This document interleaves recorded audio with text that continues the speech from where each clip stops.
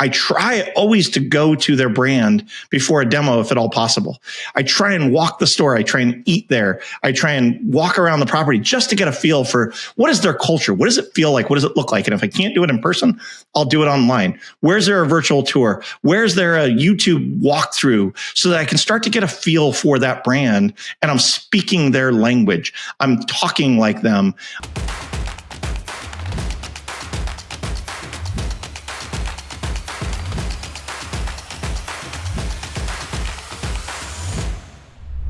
Welcome to another episode of Whisking It All. We're here today with Jeremy Julian, the CRO at Custom Business Solutions.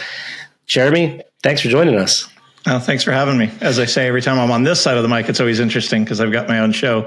Yeah. So it's always fun being interviewed versus being the interviewer. Yeah, agreed. I do a lot more interviewing than being interviewed, but the few times that I am interviewed, it's always fun to share your story. So hopefully you'll have fun today sharing yours.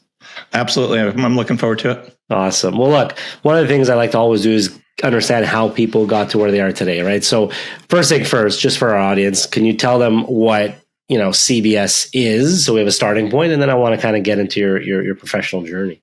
Yeah. So CBS is a 30-year-old startup. I call it a 30-year-old startup. We started as a point of sale reseller, and we're selling PosiTouch point of sale since the 90s. Sold it to a lot of big brands. A lot of big brands that are using PosiTouch had worked with us in the past and still work with us. Brands that you guys would recognize that are on the stock exchange and such. And So we sold a ton of PosiTouch, and then about 10 years ago started writing our own point of sale. On top of PosiTouch, we started developing software to enhance PosiTouch to meet guest needs. And we've really been a reseller and now a point of sale provider. We focus on multi-units, and philosophically, we believe in the freedom of choice and ensuring that restaurants can operate the way restaurants need and want to operate, and that all of the parts and pieces should play well together, including products like yours. I love it. I always like to understand how people got into the space, right? So 30 years, obviously you are no stranger to the hospitality industry, but given that you've been in the restaurant, tech scene for most of your life, like how did that journey begin? So family business. So my father started the business, bought a cash register business, and they sold cash registers to everyone. And so it was nightclubs, restaurants, liquor stores, furniture stores. And so my dad had bought the business in the late 80s. I grew up, I've got a picture of me programming a cash register in the kitchen at 5 or 6 years old. And so I kind of came up in that world. And then in high school, I started working in restaurants. So I worked sandwich shop, and then my first waiting tables job, very exciting, at Denny's, $1.99 Grand Slams. It was a very hard to make a lot of money on tips on $1.99 Grand Slams, but that'll tell you how long ago it was. And then all through college, I worked in restaurants, and then after college, I really wanted to. I've been passionate about the restaurant space. I know you and I talked about this offline. I've been so passionate about the restaurant space. It's given me, my family, so many opportunities. And so I came back full time. And really at CBS, I started as a help desk employee. Like early days, the rest of the staff used to beat the snot out of me. There was no help desk when I was, because I was 20 years old, 21 years old. And so I'd take phone calls from angry restaurateurs and, trying to get their problems fixed and work my way up through the ranks. And I've kind of done just about everything: finance, installs, programming, even to a certain extent, and just kind of gone through the ranks. And now I get the privilege of talking to new customers. That's awesome. I imagine, right, like 30 years doing that you've learned a lot of lessons. So, one of the goals of this podcast is to, share lessons and learnings and all that good stuff. So I'd love to know, like, what were maybe some early lessons you learned while moving through, those different, stages at CBS? So for me, I think we all learned this lesson about how much we didn't know when we thought we knew it all in our 20s and 30s. I think that's a given. Yeah, but that's fair. The thing that I think has informed my career and really even the way we go to market is every restaurant operates differently. What makes one restaurant unique from another might be the way that they purchase, might be the way that they run their environment. It might be the music, it might be the location, it might be the food. There's so many different ways. And so to try and apply a one size fits all to any brand is not appropriate in my mind. And so figuring out what is it that makes things tick, and then how can we apply software and applications and other things to try and enhance what they already do and just accelerate it. Add fuel to that fire that already makes them who they are. If they're already really good at bringing guests in the door, probably don't need to go throw a whole bunch of money at marketing, but how do we keep those same people coming back? Yeah. If they're already really good at, have a fantastic beverage program, how do we just make it more efficient? How do we make it so that they can do the beverage program and tell people about it? And so for me, it's really an inquisitive nature that I started with to understand what makes people tick, and then how do we help them to accelerate their growth and success in those spaces. Of that. I know, a lot of our listeners are restaurant owners and operators. And so, I always try to extract some advice. And I know one of the first decisions restaurants make when they open is what POS they're going to use, right? Whisk usually comes later. A couple months in, they're like, am I making money? And then they're looking for an inventory management system, but we're kind of like second. We're important, but we're not first. Usually it's like, I need my POS. I see a lot of restaurateurs make mistakes when choosing a POS, right? It's not that some are amazing, some are shit, maybe, but there's good and bad in all POSs. But I'm curious, what's your take on it, and any advice you could give to restaurateurs when choosing a POS? Because it's one of the first things they do when they open a new location. The biggest there's two big failings that I see in all technology environments, and I think you probably would say this as well, is that they don't know what they want to begin with.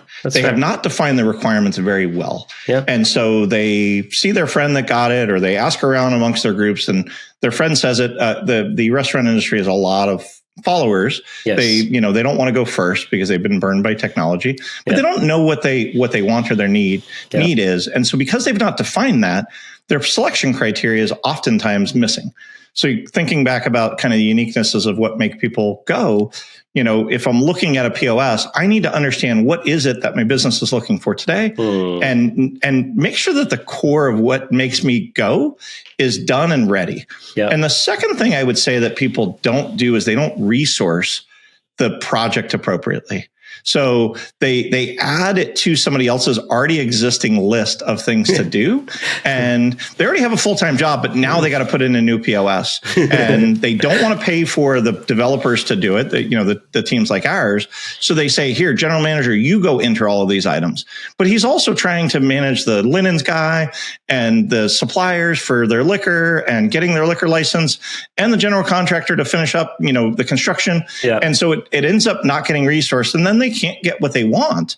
Not only did they start without a real vision for the future of where they wanted to get to, but then they get frustrated with their technology providers because they're like, well, why is it not integrating properly? The perfect example, I asked the question during the sales pitch. How are you going to manage your doubles menu in your bar? Is it going to be double are you going to do 2 ounce pours or 1 ounce, 1.5 ounce pours? They're like, what? That even exists. And I'm like, you want a theoretical inventory, but you can't even tell me whether you want 1.5 or 2 ounce pours on your doubles. And are you going to charge double the price? Are you going to charge 70% more for the double?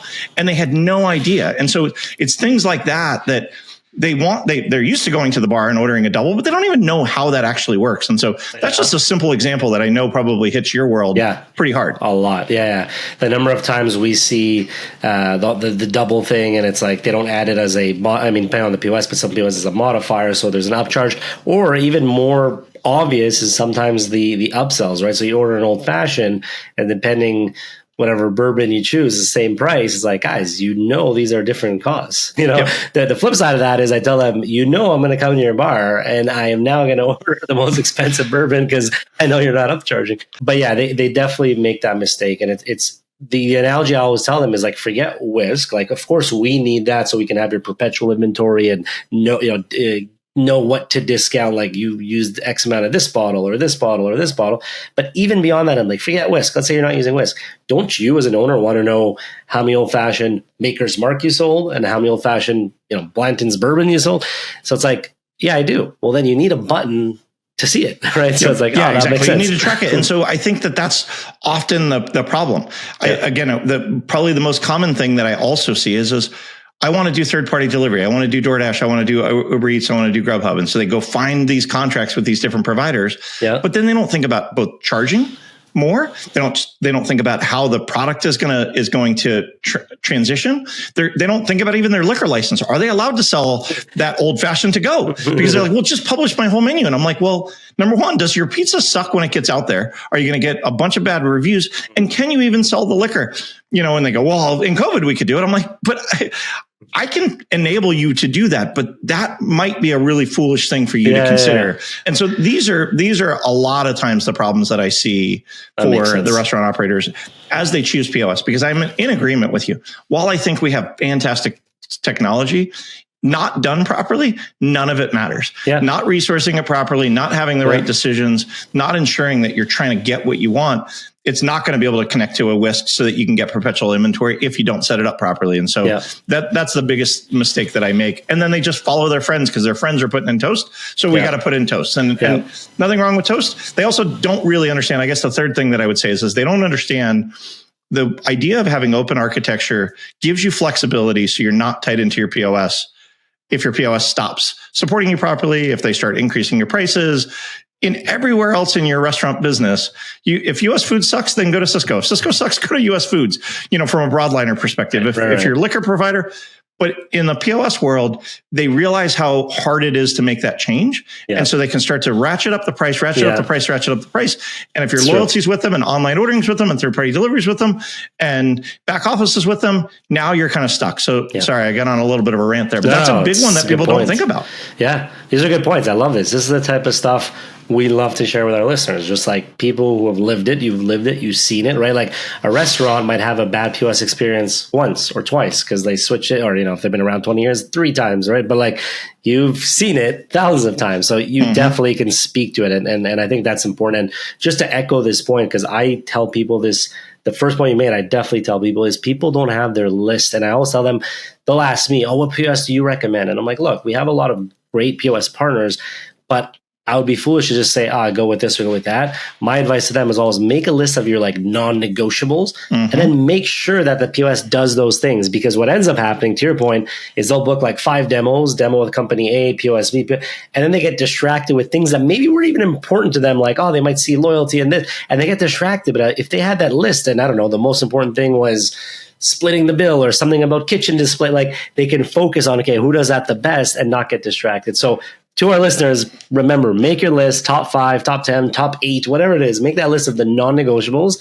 That way, when you're sitting in on the demo, you can rank those things and write them down. Because a lot of times you have no idea how many times I show up and we sign the deal and they're like, well, you showed me this. And I'm like, that is impossible because we don't even have that feature that you're telling me we showed you. Because they saw 10 different POS products or 5 different POS products and the competitor had it and they in their own head, they saw it all. And so, or my other favorite is all POS is the same. Yeah, it's like, okay, those people make those mistakes a lot. So, what you use at McDonald's isn't what you use at Ruth Chris Steakhouse. I promise you. Yeah, exactly. No, and that's a good point because on that note, I always tell people it's like there's a reason these different technologies exist, right? And maybe some might be similar, but in general, there's a reason. And so if it was as simple as everything's the same, and especially like in the inventory world, on paper, we all sound the same because like you need your inventory, you need your purchases, you need your, but I tell people, like, just think about it logically. If we're all the same, why, like, everyone just go over the cheapest solution, right? Like everyone will say, I found this free one, or I found this, but why don't they? Because we're not all the same. We need to get the same data. Yes, I get it. It's like a POS, right? And so sometimes people make that mistake, to your point, where it's like, look, POS needs to get transactions, split bills, send things to the kitchen display, and you might have this oversimplified list, but then the nuances are like, wait, how does it work? What happens if the internet's down? How does can I serve at the table? Can I, you know what I mean? And that's where you have to really think about your specific operations, because are you a full service? Are you a quick service? Are you fast casual? Are you a bar I've got heavy? a presentation tomorrow with a super high-end fine dining steakhouse.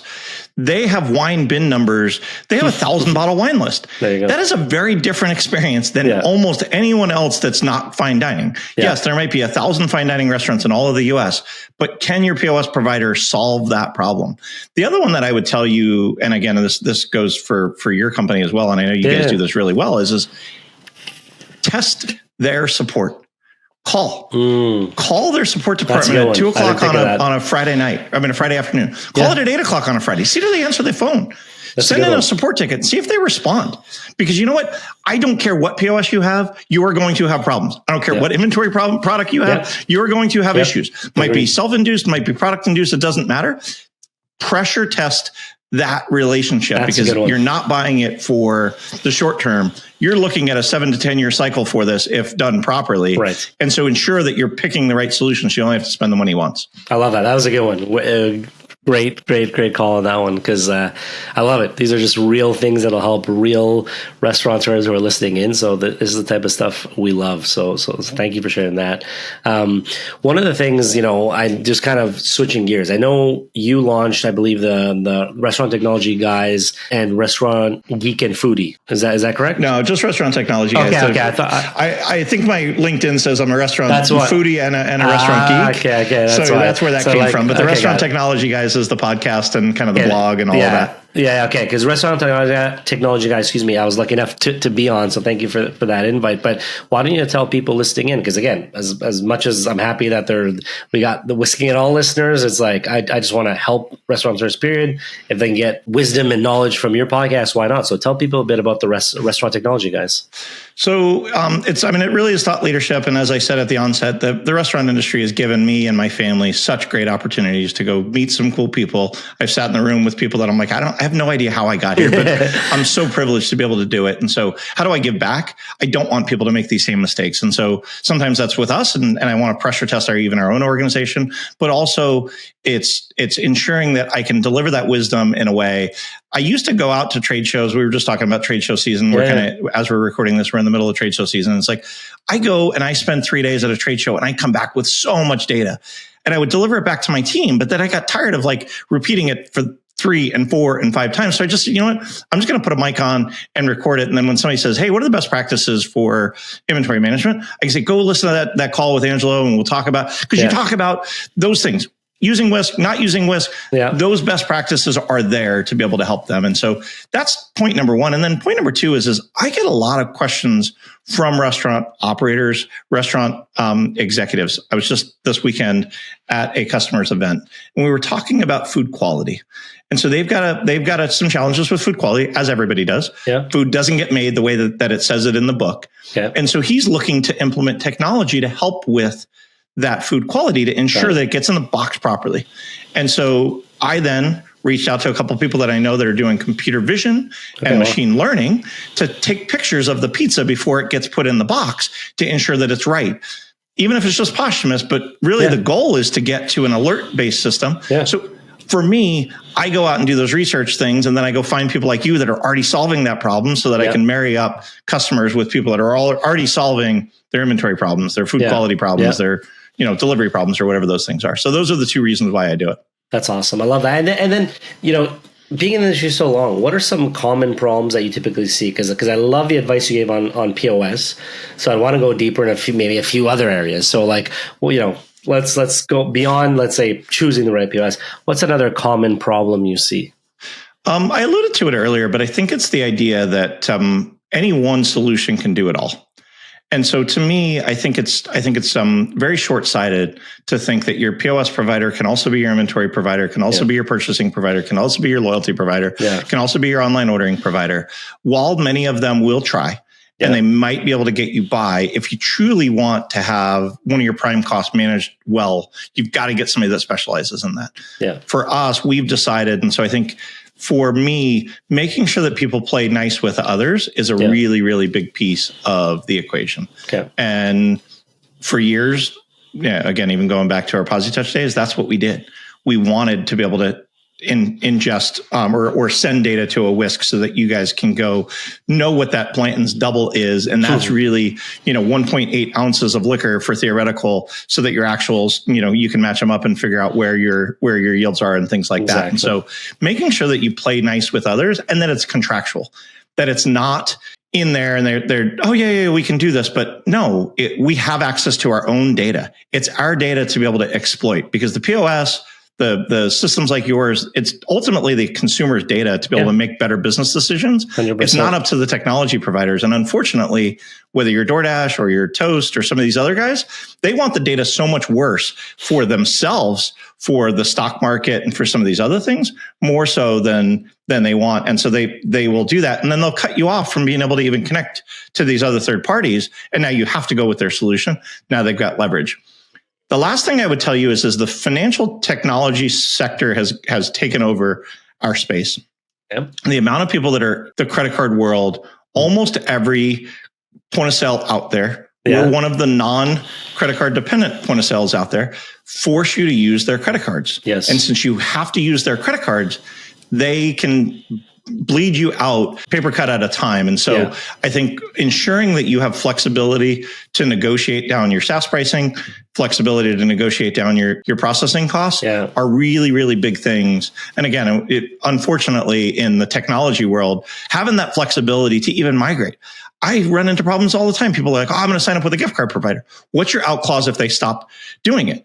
I have a customer that's going to have to write a check for almost $200,000 to get their gift card numbers out of the old servicer to be able to port them to a new one. So you think about that. That's a huge decision that somebody just signed the contract because they wanted whatever the shiny object was, but they don't have the ability to port those gift card numbers. And so now what do? Now you got to continue to work with a poor provider because you signed this contract, or you have to write a check for $200,000. What do you do there? Yeah, that's insane. It's funny. The analogy sometimes I use, because I agree with you. It's all-in-one solutions are tough. They're tough. Why are they tough? Because it's like, take Whisk, take you, right? You've been at it 30 years. Whisk, we've been at it 10 plus years. So it's like, if all we do is cost of goods, like inventory, invoicing, like obviously we're going to be better than someone that has that as a module, right? So it's like, and the same for scheduling, and the same for, it's like, I can't be so naive to think that someone could do all those things amazingly well. Now, where sometimes, I have some empathy for restaurateurs. So restaurateurs listening, I get it. You don't want to have 20 tools and it's annoying to have 20 subscriptions and you're like, what's happening? But I think there's kind of a balance. So what I like to kind of somewhat preach is I say, listen, you don't want to have 20 tools because that's also tough. You don't want to be all in one, to your point, because that's not great. But at least look at the important things. Like if POS is important, okay, cool. Obviously you're going to pick up POS. If labor is a big chunk of your business, right? Your prime cost, labor, cost of goods. It's not insane to have a labor tool and a cost of goods. So it's like those start making sense. Okay, you got 3 tools, big deal. Obviously, at some point, you got to figure out how they interact. So it is important. Mm-hmm. How do they interact? How do they connect? But I agree with you that generally you'll have more success when you have tools that are specialized versus generic. And that's what I've seen, where people go with all-in-ones. It sounds good. It's nice to have one subscription that's, just a little more expensive. But what I often find is they end up coming to us later. I'm not really getting what I need, and I'm not really getting my inventory, and the way my recipes are being handled, it's not really accurate because I need to be able to do X, Y. And it's like, all right, welcome home. Well, and you and I talked about it when you recorded for our show. If the integration is done properly and with modern tool sets, it actually makes it to where the operator might not even know that there's a difference, because it's not going and connecting to some legacy system where it's creating a old DBase file that's in there and getting pushed up to a cloud service, to an FTP server that you guys have to go digest. In some new modern cloud-based POSs, you may or may not even know that you're logging into multiple platforms to be able to get your data. Or even if you are logging into multiple platforms, it is so seamless that you don't know any better. But I think a lot of people have been burned in the old Micros and Aloha days where, and I'm not picking on Micros and Aloha because they've made fantastic work in the industry, but they got stuck in a situation where they were having to be beholden to the way that they exported data for places like Whisk, and now they're stuck.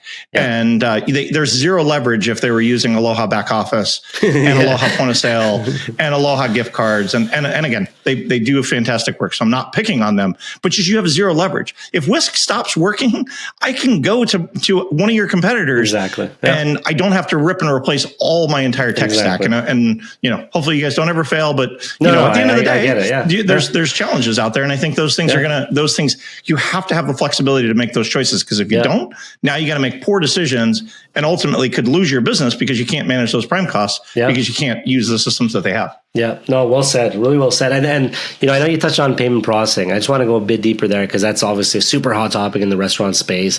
I see it sometimes where like someone will come to me and say like, is that really your best price? Because this POS is including it at almost no cost. And I'm like, they're making money on every transaction. How much do you make a year? 7 million in revenue. Okay, they're making a percentage of that too. So I know they're only charging you $79 a month, but I would charge you that too if I took X percent of payment. So tell me a bit about like the payment side and what to look out for, because I've seen restaurants sometimes get a little burns, and I know some POSs. I don't know exactly how it works, so maybe you can even dive deeper. But from my understanding, some POSs really force their own payment processing, so they make money off that, and some kind of allow you to kind of bring in your own. But talk to me a bit more about the payment processing side, maybe things to look out for, because I see that's an area where it's a pretty hot topic when running a restaurant. So I will use Toast just because they're probably the most ubiquitous out there as far as the newcomers. Yeah. When you go look at their 10K earnings statements from Q1 or Q4 of last year, Q4 of 2024, sure, they're averaging $1,400 per month per restaurant in revenue. Okay. So think about if that was all SaaS. If you were getting a $1,400 a month revenue, you would be flipping out if that was just your POS fees. Yeah. 30% of that $1,400 is point of sale fees. The other 60+%, 70% is credit card fees. Okay. Wow. So you think about that, and this just is public data. They're a public company. Go read their earnings statement, and you will see they average $1,400 per user. And again, maybe you got a killer deal and you're only spending $1,000 a month. But if you had to write a check for $1,000 a month for your POS, you'd be flipping out. But they're embedding it into your credit card fees so you don't see it, because it just gets taken out of your deposit. And so your $6 million restaurant that's doing $500,000 a month, $6 million annual restaurant, they are probably not going to notice an extra $500 or $700 in credit card fees every month because it's coming out of that credit card fees. Right. And it's such a nominal amount.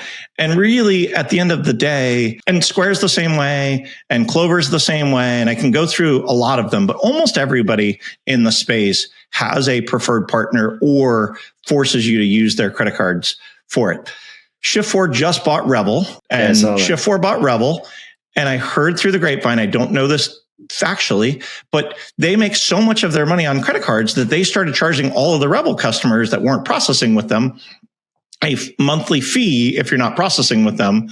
So they just bought this piece of software, and they say, you know what, you're either going to process with us or you're going to pay us a fee that's equivalent to what we would make on you on a monthly basis. And one of the brands that's a nationally recognized brand that you would know their logo was paying up to $300 a month in fees to Shift4 because they weren't compliant with the credit card stuff. And so again, these are stories that are out there, but that's how they make their money. And then they're also in the transaction. So they're also a bank because they're taking this money and holding on to it, and might take 2 days before the deposit gets into your bank. And so they're investing that, micro investing that in other places as they build up that portfolio. And so those are big things that they're doing. And I think it's one of those things that people go, they say they're going to match my rates, but then it's just like boiling the frog. You just 1 degree hotter, 1 degree hotter, 1 degree hotter. And they have it all down logarithmically with AI to just increase, 5 basis points, 0.5% of your sales, increase every quarter or every 6 months. Well, just as those things continue for doing nothing more, they're not increasing the value. All they're doing is increasing the fees. And so I think it's just something to be aware of. Yeah. I'm not suggesting that there's not a good path there. You just have to make sure that you know what you're getting into and understand that they have control of that. And if you don't like it, you have to rip and replace all of it. And it just makes it really, really challenging. That's really well said. And I know it's hard to say because it depends, typically on volume and probably, what state or region you're in or whatever. But what do you see from your experiences like a reasonable, let's say, percentage? Because, I hear everything and anything in between. If you're doing 40 million a year versus obviously if you're doing 750,000 a year, but, is there a range that you typically see, like just to kind of maybe help our listeners on like, if you're paying more than this, maybe you should look around, So, 3% is kind of so the hard part is it depends on card type. If you were to open up your wallet right now. Yeah. And I've got a Chase Premier Reserve card. Yeah. You know, I've got the highest end Chase card in my wallet. I've also got the highest end American Express card in my wallet. Yeah. Those, every time I swipe my Chase card, it costs the restaurant more than when I use my Chase debit card. Because you know what? Somebody's paying for my points to get to Hawaii, right? And it ultimately is the retailer. It's the restaurant. So it depends on what type of clientele you're servicing as to where your values are going to be and what your guest check averages are. Okay. If you're going into Ruth Chris or you're going into Morton's, you're going to have a lot of business travelers. You're going to have a lot of Amex. Amex is the most expensive card for you to process. You know, and some of those super high end, super premium, you know, somebody's paying for those Super Bowl commercials, and ultimately it's the restaurant that's paying for, you know, Samuel Jackson to get up on stage and, you know, do the Capital One card or whatever else. So with that, those cards are more expensive, but I would say at an average, you know, 2.5% to 3% is kind of because interchange is the biggest portion of those costs. So interchange is the money that Visa, MasterCard, and American Express take off the top for those different versions of the cards. Right. Debit cards being the most cheap, inexpensive, prepaid gift cards, least expensive to the highest end premium. And there's, I don't know, 30 or so different interchange rates throughout that. And depending upon what types of cards you have and what your check average is. So check averages, if I'm $200 a ticket versus $50 a ticket versus $12 a ticket, it will depend on how you need to do that. And so all of those things go into the equation. And that's why they can tweak those things. The thing that a few people have gotten caught with, Angelo, that I'll share with your listeners is they take that middle range Chase card, but evaluate it as a high-end Chase card and take the differential. Sneaky. Because when you take 1,000 transactions in a day, who's going to really look through every single card to figure out, did they use a Wells Fargo debit card or a Wells Fargo cashback card? Unfortunately, people have gotten caught and have gotten sued for it, and they call it padding interchange. Oh, shit. So they'll pad the interchange rates to make more money. Yeah, this is great. Like, this is why I have you on the show, right? Like, I bring experts in every field. You're definitely an expert in I mean, restaurants in general, but in the POS and payment space, you know. And you know, for our listeners, I also want to highlight some of what you do. So, like, North Star POS, you know, it's a big integral part of your tech stack. So maybe just to kind of share with our listeners, I know it might be hard to say everything that it does, but maybe like what makes it stand out, right? Like we're talking about how the POS market's kind of crowded. Like where do you like to play? And to our listeners, like who is North Star POS good for? So first and foremost, we're real people that'll create real solutions. Our average answer time on our support desk is 35 seconds.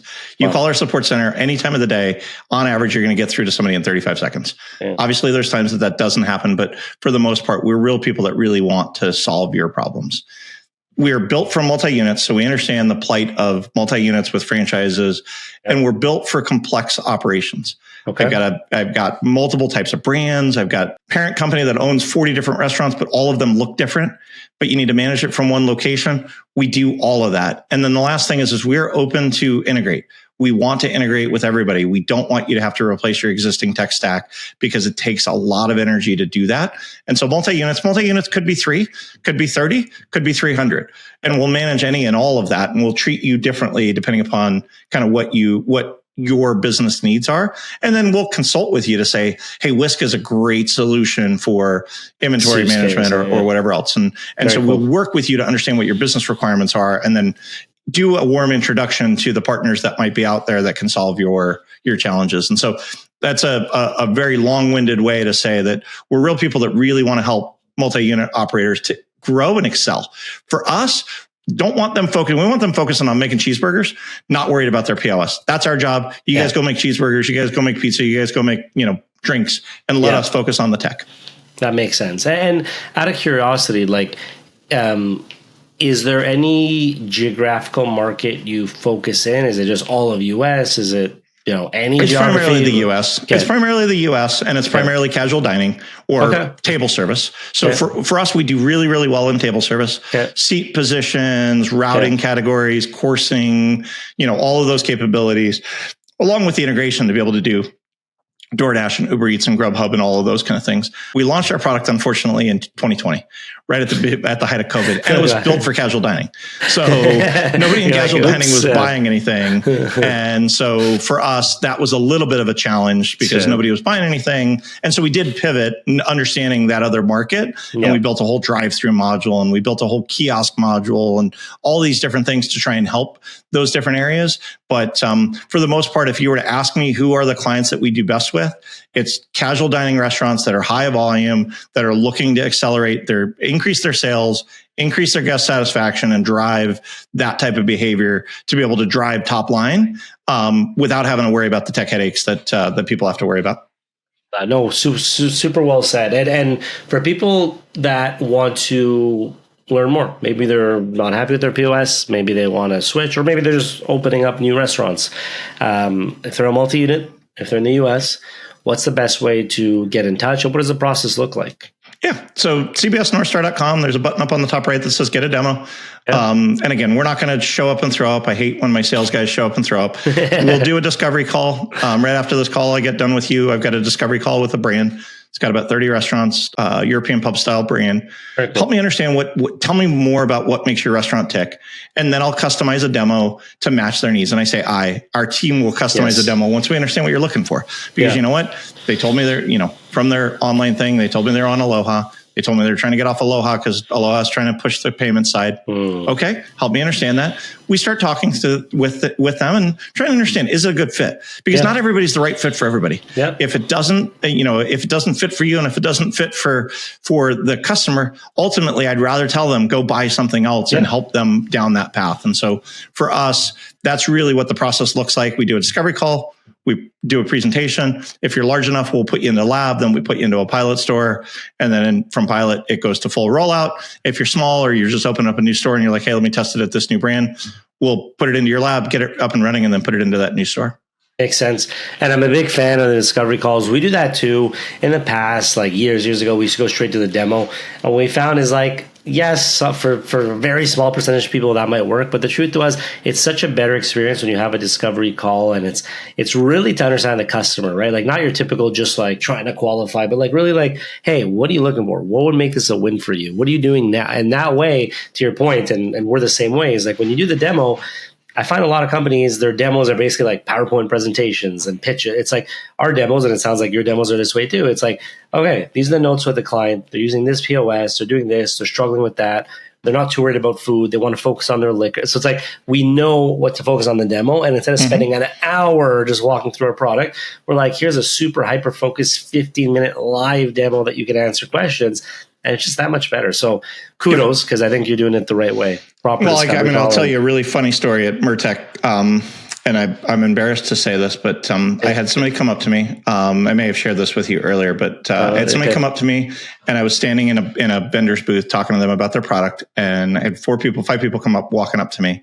And I was like, oh, let me step out of the way. I'll let you see what this vendor has. No, I'm looking to talk to you. Okay.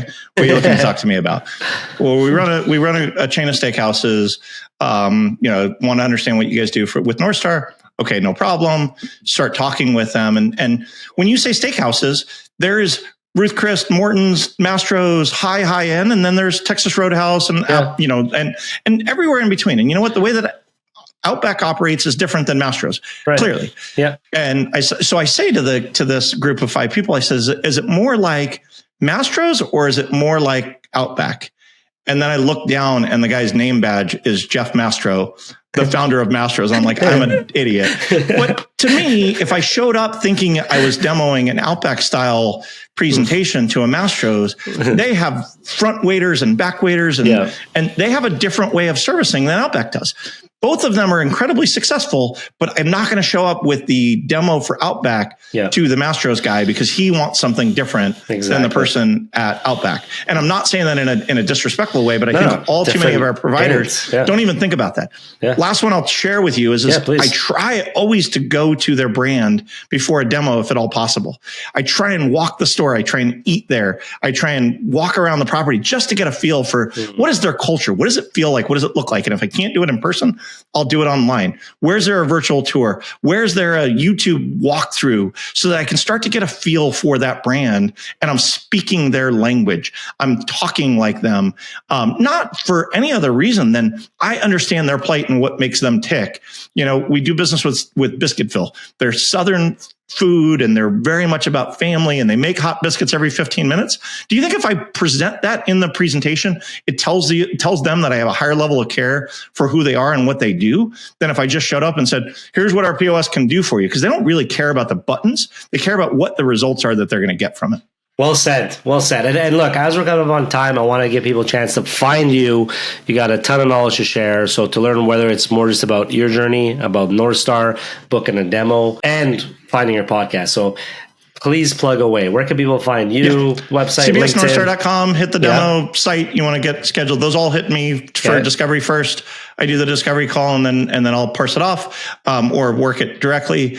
RestaurantTechnologyGuys.com. You can subscribe to the blog. Every week we post a show. If you're a restaurant operator and you want to be on the show, feel free to, be a guest on the show. You can click that link and fill out a little bit of data. I'll send back to you if you're a technology company that wants to be on the show. You guys will get to see Angelo's show. I think is coming out in the next 2 weeks. Awesome. Talking about Whisk. So love to connect there. So we have a newsletter for CBS North Star. We also have a newsletter for Restaurant Technology Guys. So those are all. And then I'm incredibly active on LinkedIn. And so I've got lots and lots of different people on LinkedIn. And so I share articles all the time.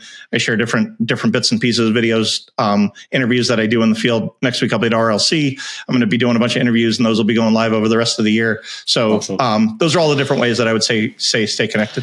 Very cool. Well, Jeremy, thank you for joining us on the Whisking It All podcast. It was so great to have you here. And honestly, I think there's a lot of good, knowledgeable things you shared. And I think our listeners will appreciate this episode. So thanks for being here.